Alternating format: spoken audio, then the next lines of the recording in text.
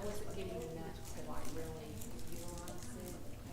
So, and then it seemed like I had no families with kids at the time, you know. Good morning. Thank you. Anyway, if you need us or anything, just come to us. Give us a day's notice, call us.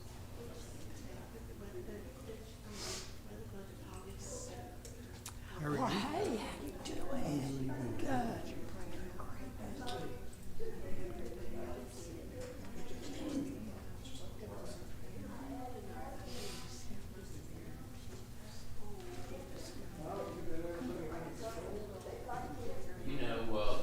I like to think so.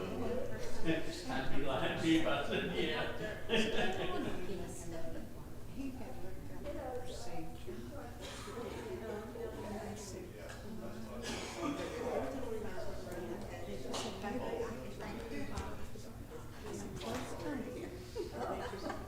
I said, you know, every time you give me an injection, I can be there. I know that. They told me that. I have to sleep. I can't sleep there. And I said, and you won't too. But I said, you're gonna have this done. You cannot live without this valve closed. I know that. And then I said, you know, they're not good teams.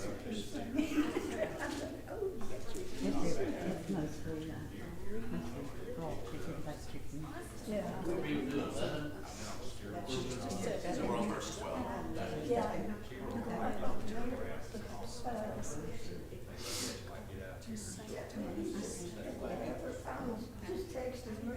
All right, I'm going to get us started. We read through the first 11 verses of Psalm 50 last week. So we're going to start on verse 12 and finish up the psalm.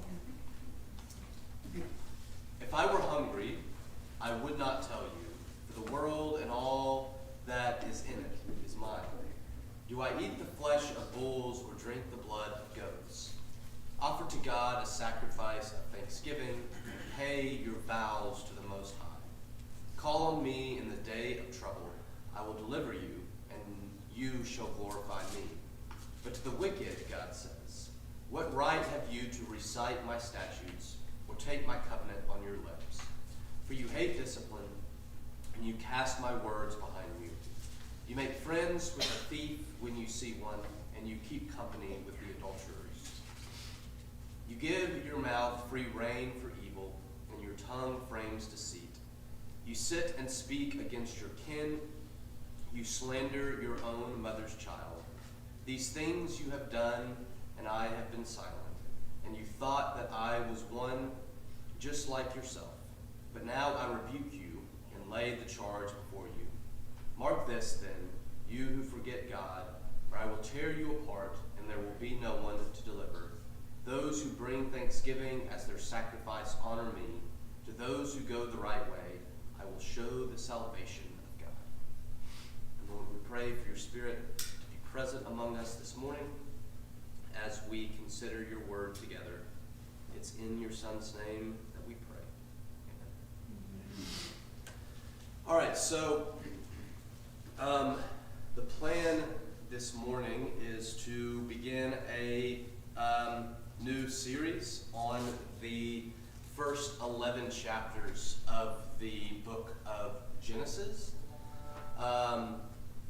We will start an introduction. I will not be here next week. I will be with the teens in Houston at Soul Link. So we will pick up Genesis the following week. With that being said, though, before we get into Genesis, I want to make sure we've completely closed the book on our study of where how we got the Bible. As I promised last week, my notes on translation are sitting out in the foyer. One of the things that I find helpful about that is just I have some notes on most of the popular modern translations that just gives you an idea of where do they come from, what are they trying to do. Because a lot of what we talked about is balance, right? Of balancing different translations that are doing different things, that are coming from different presuppositions, and rounding out our understanding of a particular text. So those handouts are out in the foyer. But also, like I promised last week, we'll start this morning. If there are any final questions that have anything to do with what we talked about with how we got the Bible, now is your chance to ask or forever hold your peace. Because once we move on to Genesis, we cannot go back. We can, but I just wanted to make sure. Anybody have any questions, comments before we jump into Very interesting study. Thank you. Thank you. I love talking about that kind of stuff. I wish we could have gone twice as long, but I know sometimes we get ready to move on. With that being said, then, we will move on to some introductory things about the book of Genesis. Before we open things up with a little bit of discussion, so be ready. I want to kind of get your thoughts on what comes to your mind, what stories come to your mind, what questions come to your mind when you think about the book of Genesis. But before we do that, I kind of want to set the parameters of how we're going to approach Genesis. In this particular study, our approach is going to be theological. The Bible is first and foremost a theological book. That is, it's about God. If you're familiar with the way that English words are put together, ology is the study of, so you put ology at the end of everything, and it's the study of whatever the prefix is. Theology, the theo comes from the Greek word theos, which means God. So theology is the study of God.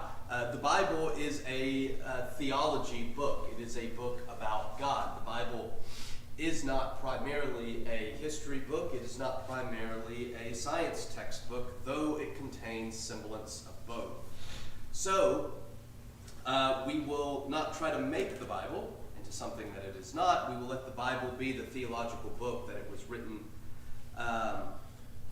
to be, and allow the Bible and the stories in Genesis to primarily tell us something about God. So, with that being said, since our approach to Genesis is going to be theological, there are several things that we're not going to spend time talking about. I would be more than happy to discuss some of these things outside of our class, but we're going to keep the class theological, which means we're not going to try to dive into 7 literal days of creation versus all the other theories of the 7 days of creation in Genesis 1. We're not going to talk about where Adam and Eve's sons' wives came from, who just kind of show up on the scene. We're not going to talk about historical questions of the flood. Was it a worldwide flood? Was it a local flood? Where did this whole idea of a flood come from? But we're going to spend our time thinking about what these stories tell us about God, because I think that's why they are there. My opinion, at least, is we spend way too much time talking about some of those other questions, and when we do, we miss the point of God. So you take something like the flood, for example. People will debate, was it a worldwide flood or was it a localized flood? That is, was it the world as the Israelites knew it, which is different than the world as we know it? What do they mean by the word world? It's an interesting question. Perfect for us to discuss, out in the foyer after worship. But I'm not sure the answer to that question tells us anything about God. I'm not sure the answer to that question brings us any closer to God. And so it's a question that I'm going to deem a four-year question. So don't be offended if you ask a question and I say that's a four-year question. Let's talk about that after class and try to stay focused on what we learn about God, as interesting as some of those other things may be. Like, I love discussing some of those other things. But I'm not, like I said, I'm not sure they're all that helpful in our understanding of God. And in my experience, a lot of the times, particularly with books like Genesis, when I've heard them taught or preached, that ends up being the focus, and we end up missing the forest for the trees. And there's a lot of examples of that in the Old Testament. You know, you can go to Jonah, and you can spend all this time talking about how a man can be swallowed by a big fish. And I don't think that's the point of the story. The point of the story is not a scientific understanding of how a man can be swallowed by a fish. The point of the story has to do with God's call, right? God calls Jonah to go and proclaim to Nineveh. It's about repentance of even the worst people on the planet end up turning to God and shocking Jonah at the end of the story. So that is going to be our approach to Genesis. It's going to be theological. We're not going to get ourselves tied up in questions of science or questions of history. We're going to save those for the foyer, or for the question box, I guess. With that being said, when you think about the book of Genesis, what comes to your mind? What stories, what questions, what troubles? I know there are some troubling stories in Genesis as well. What comes to your mind? Power of God. You know, when we open up Genesis, it opens up with creation, right? Which, to me, is the prime example of the power of God, right? God to create, to recreate after the flood with Noah, right? And a lot of things, a lot of stories after that. What else? The deity. God as God, right? God is, Genesis, we're going to talk about this. Genesis 1 opens up, in the beginning God created. And one of the things we're going to talk about is Israel's account of creation is not the only ancient Near Eastern account of creation. But a lot of the other creation accounts, you have like gods fighting each other, and one God reigns supreme, and that God becomes kind of the creator God. So you have all these other spiritual beings that kind of start the story before you actually get creation of the realm in which we live in, right? One of the ways that Israel's creation account stands in contrast to those other creation accounts is it begins with "in the beginning God." There's no explanation like the other. Where did this God come from? What has this God been doing? How did this God gain the right to create? And some of the things that are concerned in the other creation accounts. It simply begins "in the beginning God," the deity, the supreme God, the God who always has been and always will be. It's just "in the beginning God." And God doesn't need an explanation. God doesn't need an introduction. It's just God. And God begins to create. So you see the power, you see the divinity, you see the sovereignty of God, particularly, I think, in Genesis chapter 1.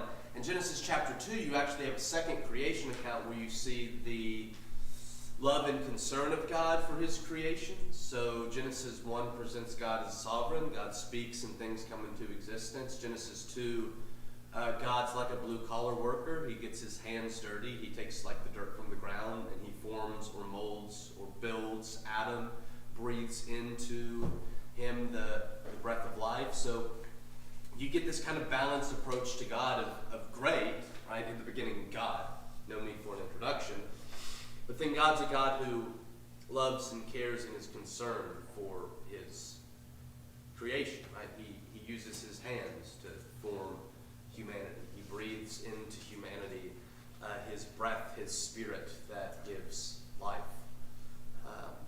Anything else that you think about when you think of the book of Genesis? I think about it's where faith begins, to me, you know. Do you believe it all at that point? Yeah, you think about I think about first a picture of faith in Abraham, right? Abraham's story begins in Genesis chapter 12. Paul takes us back there and tells us that we need the faith that Abraham had. Though in this first go around of Genesis, we're not going to quite get to Abraham. We're going to go through the first 11 chapters. But when you think about our faith and what we see in those first 11 chapters, you see particularly God is a God of creation, regardless of what one might believe or think about those creation accounts in Genesis 1 and 2. Faith in God, I think, has to begin somewhere with faith in God as the creator. And if God's not the creator, we could spend a lot of time on this. We won't. Theologically, I think things begin to quickly fall apart if we don't have God as creator, right? So faith, belief, not like some of the images of people that we get, whether it be Abraham, who kind of stands prominent, but even in the first 11 chapters, we think of Noah is the only faithful one that God can find in the midst of a wicked generation. But also our faith in God as creator, I think, is important. Anything else that comes to your mind about Genesis? The garden? The garden. So the Bible has bookends, right? We begin in a garden. We begin with the creation of the heavens and the earth. We begin with the tree of life. Then you go to the book of Revelation, and it's new heavens and a new earth. It's a return to a garden. The tree of life finds its way into the picture of heaven in Revelation as well. So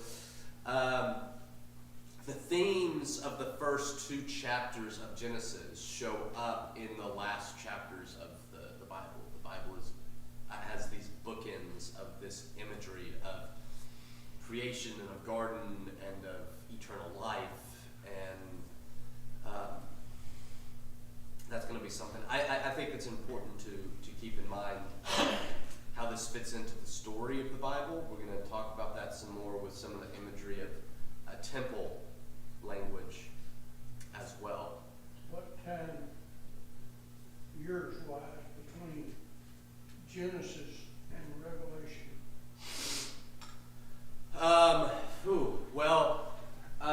So we're going to talk about this in a minute. So the Torah, first 5 books of the Old Testament, Genesis, Exodus, Leviticus, Numbers, Deuteronomy, are attributed to Moses.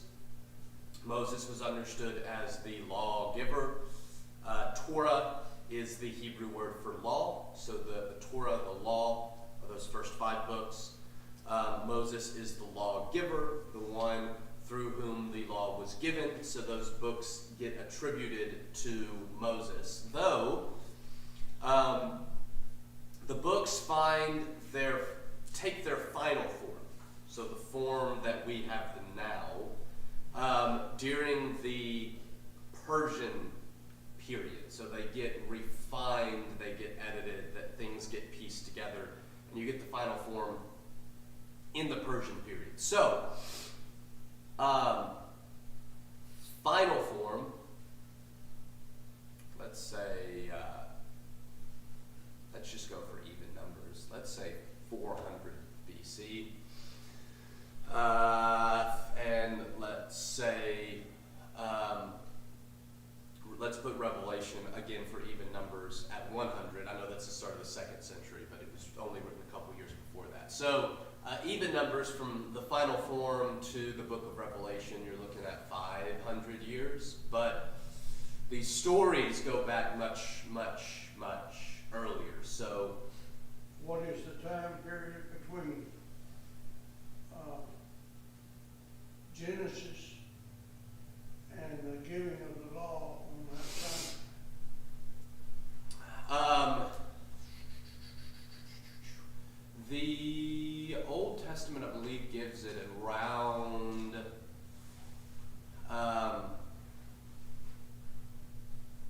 let's see, it gives some numbers in there, but I can't remember that off the top of my head. You're looking at a close, similar amount of time period. So you have the creation that then moves on to Abraham, who then moves on to Moses, and then you go through, then, like I said, these stories get refined. Israel gets taken into captivity. The Romans take over Jesus. The time period between Adam and Eve leaving the garden and Noah. You know, everybody was wicked except for Noah, like you said. How long could that have been? You know? And you get, it's, one of the things you see in the first 11 chapters of Genesis is you see a very, very quick downward spiral of humanity. It doesn't, you know, the first sin is eating of a tree, which in the grand scheme of things is not the worst thing that a person can do. The second sin is murder. So it goes down pretty quick, and then it's not soon after that where everyone is so bad that God decides to start over. So you get first 11 chapters of Genesis. One of the main themes is the power of sin, the hold that sin can have, the things that sin can do. But you also see the relentless pursuit of God, the relentless love of God, the relentless grace and mercy of God, because God doesn't give up. And that extends through the Torah, right? Because sometimes he wanted to give up, and he's talked out of it by Abraham and by Moses of not completely giving up on people, whether it be, you know, with Moses, it was with Israel. God was like, I'm just going to end them all, Moses, and we'll begin again with you. And Moses is like, God, think that over for a minute. I'm not sure that's the best idea. And God ends up relenting from that. So you see this very quick downward spiral in Genesis. With that being said, the name, let's start here. The name Genesis is derived from the Greek word genesis, which becomes transliterated into Genesis, which means origin or beginning. So the Greek version of Genesis would have been in the genesis. So the first word would have been a form of the word Genesis, is how the Greek version would have begun. And so that's how it gets its name, Genesis.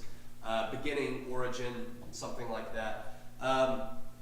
The context in which Genesis was written is what's called the ancient Near East. So you'll hear me say this word a lot, and so I just want to define that. The ancient Near East is the world and the culture and the society that the nation of Israel lived in. That's what historians and sociologists and biblical scholars call it. It's called the ancient Near East. It's equivalent to, you know, when we talk about the New Testament, we talk about Greco-Roman society, Greek society, Roman society. That's the world in which Jesus lived in. It's the world in which Paul lived in. We might even talk about Second Temple Judaism. That's the Judaism of the first century that Jesus was a part of, Paul was a part of. So those contexts, we understand, are vital for us understanding Jesus and Paul and all the literature of the New Testament, because that's the world they were written in.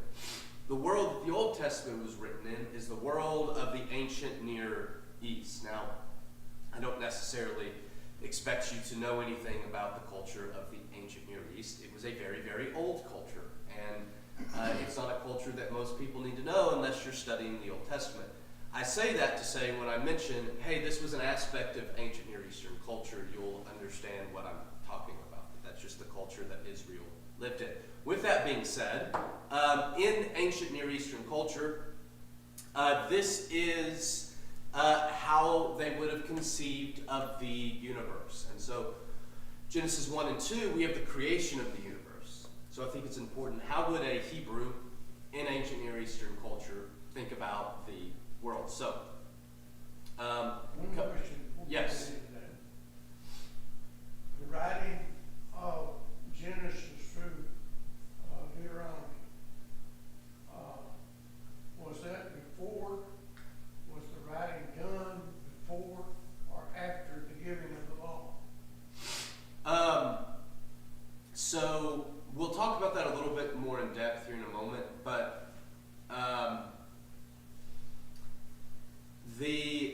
in my opinion, I think when the law was given, most of the law was probably written down, because having laws written down is kind of important, right? So that you can refer back to the laws. I imagine the way we understand those societies, I imagine much of the stories was oral, because we talk about this with the New Testament. The time and money to write something down was very, very difficult. So you told these stories from generation to generation to generation. So these stories are probably being told beforehand. But inspired. Yes. God's at work in that process, most definitely. The Spirit's at work in that process.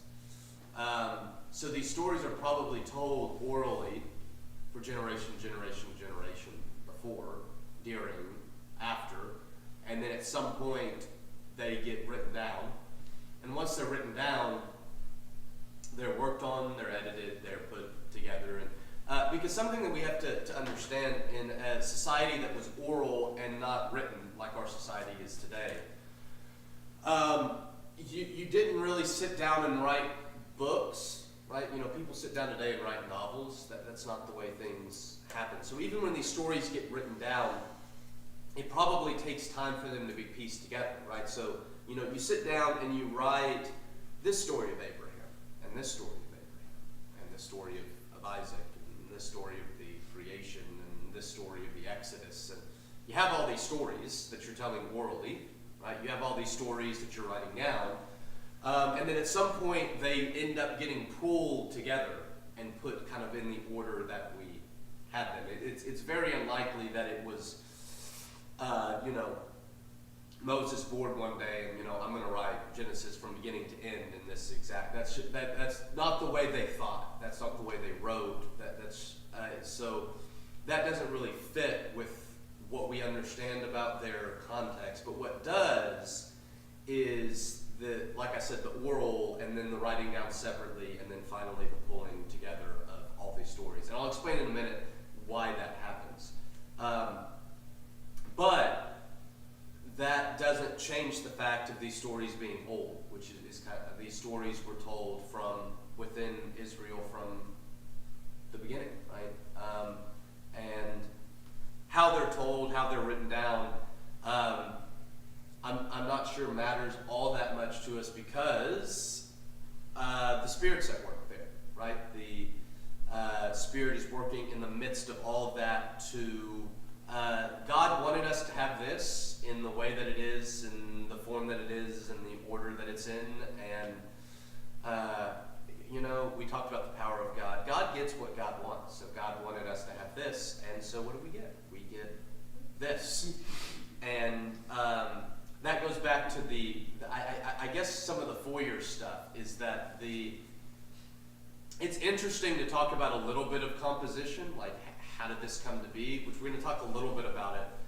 But if we believe that God is the ultimate author, that becomes, when you dive deep into it, it becomes that fun foyer conversation. I think that's fun to talk about, but at the end of the day, God inspired it. God wanted us to have it because God wanted to tell us something about himself.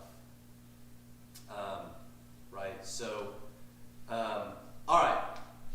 Ancient Hebrew conception of the universe. So up here at the very top, you have the heaven of heavens where God is. So God's up in the heavens somewhere. You may remember Paul talks about a vision where he's taken up to the third heaven. So that's the idea of there's this like top heaven, this heaven of heavens, and that's where God is, kind of above everything. And then below the heaven of the heavens here, you have the water of the firmament. So you have kind of this, you can see this water that kind of encircles the earth. So the idea that, and then you have the firmament, which comes around here. So the firmament was in essence thought to be like this metal shell, but water could pass through. Maybe it had holes in it. Maybe it was a permeable surface or something like that. So the idea is, you imagine you're an ancient Hebrew. This is pre-science, right? It rains, right? These waters come out of the heavens. Where do they come from? Well, they didn't know about the whole water process of, that water evaporates and it gets taken up into the atmosphere and, all that. They didn't know that. So in their minds, well, there must be all this water outside of this metal shell that we're encircled with. And when it rains, it's the water passing through. So you have all of these waters that encircle us, and when it rains, it's the water passing through the firmament, or the hard outer shell. So when you read, for example, in Genesis 1 about God separating the waters, that's this, where you've got the waters up here, and you've got the waters down here, and then you separate the water from the dry land down here. So you've got water in multiple places, and so that's what's going on when God's separating water from water, is you have the water up there, and you have the water down here. You'll notice that the firmament is rooted down here. You have these foundations. And then in it, you have, kind of the earth here, that's these mountains that go all the way down and kind of hold everything together. So I mentioned before that the belief was that the mountains were kind of the anchor that held everything up, that held the firmament up, which is the sky. So it held the sky up. There were these foundations into the earth. So when the psalmist talks about even when the mountains are moved into the heart of the sea, if you move the mountains into the heart of the sea, the firmament falls. The sky literally falls and everything is destroyed. So that brings a little new light to the idea of, hey God, I'm going to be faithful to you even if the mountains get moved into the heart of the sea. Or God, you have the power to move the mountains into God, you have the power to just pick up the mountains and move them and cause everything. You have that power, because that's what held everything up. So inside the firmament, then, is the sky, the sun, the moon, the stars, all of which we see in the 7 days of creation in Genesis 1, right? God puts so. Again, when you think about following God, he has to separate these waters. He has to create the firmament. He has to put these things in the sky. He has to separate the water from the dry land. Then you have the great deep, which is down below the earth. We'll talk about this more at the beginning. You remember, Genesis 1 begins with the Spirit of God hovering over the waters.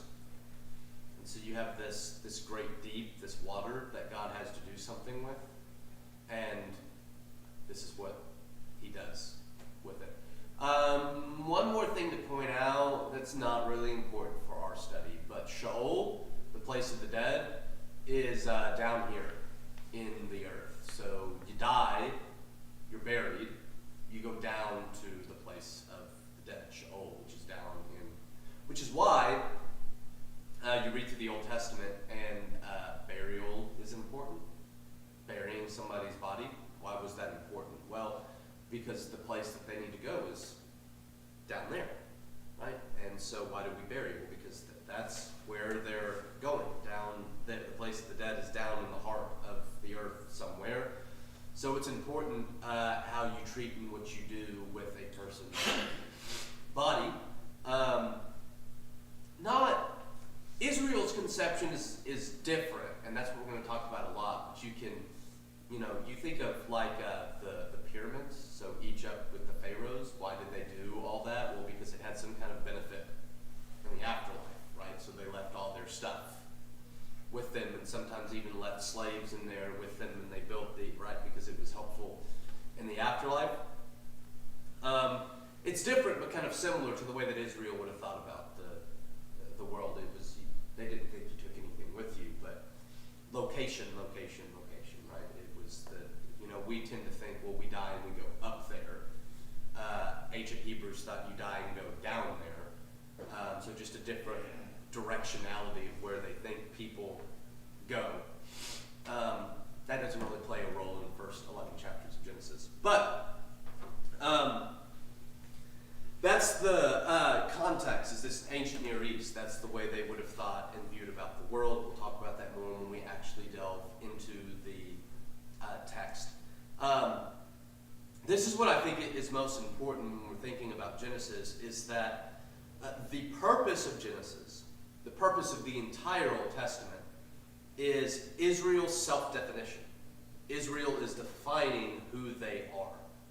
How do we as Israelites understand who we are, where we've come from, and where we're going? They would say, well, this is our story. The Old Testament is our Israelite story that helps us understand who we are, where we've come from, and so ultimately where we're going. And I think that's important because when we're reading it, we have to realize we are not Israelites. In many ways, this is not our story. It is our story because it gets us to Jesus, but in many ways it's also not our story. And so in that way, there's going to be many things that don't make sense, that we're going to have to do some deep thinking about to make sense, because it's not our story in that sense. It's not our self-identity, not our self-definition, though it leads to who we are. But like I said, in many ways, it's not our story. Let me give you an example. So I was talking to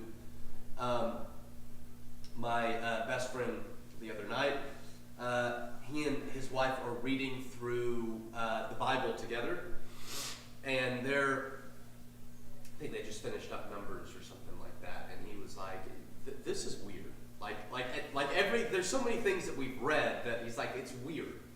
And I said, well, it's weird because it's providing an identity for someone that is not only not you, but that you're so far separated from, it's so hard to understand. And so there's a reason that every story is here, to give identity and meaning to the people of Israel, which you and I are not, which makes some of these stories very weird. And the example I gave to him is after the flood, Noah celebrates by building a vineyard. He gets drunk. He passes out naked in his tent. His son Ham comes in, and the story goes that he sees Noah's nakedness, which is a euphemism in Hebrew to doing. He did some very terrible things to his father, which is why he and all of his descendants get cursed. Why is that story there?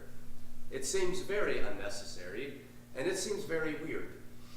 The story's there because his descendants are the Canaanites. Who are the Canaanites? The Canaanites are the people that inhabited the Promised Land. The Canaanites are the people that Israel literally slaughtered to take the Promised Land for themselves. Why is that story there? It's there to say, this is why it's okay for us to slaughter the Canaanites, because this is where they come from. This is why it's okay for us to go and take the Canaanites' land. It's a story that demonizes Israel's enemies. Like, it was important when Israel was in battle to understand, where are these people coming from? Why are they our enemies? Why are we fighting against them? Well, in terms of the Canaanites, this is where they come from. But you see origin stories for the Canaanites and for the Philistines and the Tower of Babel, aka the Tower of Babylon. Why is that story important? Well, the Babylonians were the ones who conquered the southern kingdom of Judah, right? They were the ones that brought Israel into slavery that never really ended, right? It was just one kingdom after another, after another, after another. How do we demonize Babylon? Read the story of the Tower of Babel. It's the origin of Babylon. And for us, though, we miss that because we're not in captivity in Babylon. We don't need Babylon to be a bad place because they're not our enemy. We don't care where the Canaanites came from. We're not the one conquering the land of Canaan. We don't care where the Philistines came from because the Philistines aren't constantly trying to conquer us through our backyard. We don't care where giants come from because we don't have to fight against Goliath. Right? But the Israelites did. They cared about all of that because it was part of their story. It was part of their identity. It was part of not only where they had come from, but more importantly, where they were now and what they were doing moving into the future. That's why these stories are here. And so to fully understand what's going on and to make sense of some of the very, very weird things that we have here, we have to understand why they're here. And they're here to give identity to Israel. Genesis in particular is the first of the 5 scrolls of Torah. It's the beginning of the law. The law was at the heart of Israel's life. It was more important than everything else that they had. And how does the Torah, how does the law begin? Well, it begins with the book of Genesis. It begins the story of Israel. And because of this, we have to ask questions like, why were these memories or these stories kept and others allowed to fade away? Right? Because we know that these weren't the only stories that Israel told. Why were these kept? Why did Israel find this story so important that they wanted to keep it? Like the story of Noah. Why? Why did they want to keep that and forget about other stories? Abraham, the father of the Israelite nation. Why do you keep the story of Abraham and Hagar? That is a horrible look for the father of the nation. Why do you keep that story around? Why is that story so important that you want it told for generation after generation after generation after generation? Well, we got to put ourselves in Israel's shoes. And I think Israel tells that because of the descendants of Ishmael. God tells that story because he doesn't want Hagar to be a voiceless victim of the acts of Abraham, I believe. I think that's why that story is included in the Bible. But we have to ask the question, why are these here? And why aren't other ones? And there's 2 sides of that. Why does Israel find this story important? Why does God want us to know that Abraham got drunk and naked in it? I mean, Noah got drunk and naked in a tent. Why? It's weird. It's strange. It doesn't fit. Right? Noah's this great guy, and then that's the last thing we hear about Noah, is he's passed out in the tent. Why? We'll talk about that as we work our way through. What that means is that all of these stories are stories, right? They are stories. And so some of what we're going to do is we're going to go back to English class, right? When you study stories, you have questions of character development. How do we see, this is going to be more important when we come back to Genesis and we look at something like Abraham. How do we see Abraham develop through these stories? How does this story lead to that story, lead to this story, and they all connect together to tell us something about Abraham? You have to ask questions about plot. What's the plot of the story? What's the story trying to say? Where's the climax of the story? What's the resolution in the story? You ask questions about themes. What are themes that we see come up over and over and over again? Let me give you an example. A theme in Genesis is family. Adam and Eve together eat of the tree. Cain kills his brother Abel. Noah is molested by his son.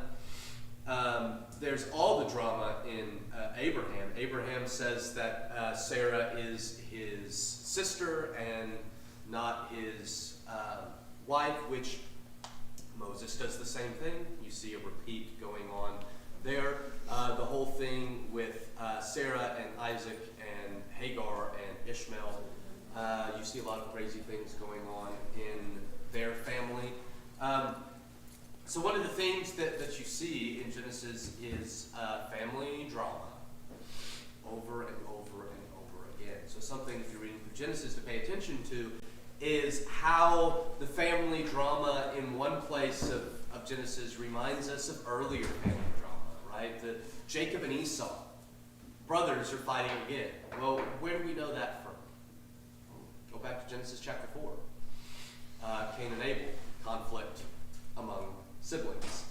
Sibling conflict within overall family conflict is another theme in the book of Genesis. So reading these as stories causes us to pay attention to the question of theme. I am out of time. I will not be here next week. The following week, I've got just a little bit more introductory things to say, and then we'll jump in to Genesis chapter 1. So we'll end there. Don't forget the handout of my notes from what we talked about the last couple of weeks about translation is in the foyer for you to pick up if we run out of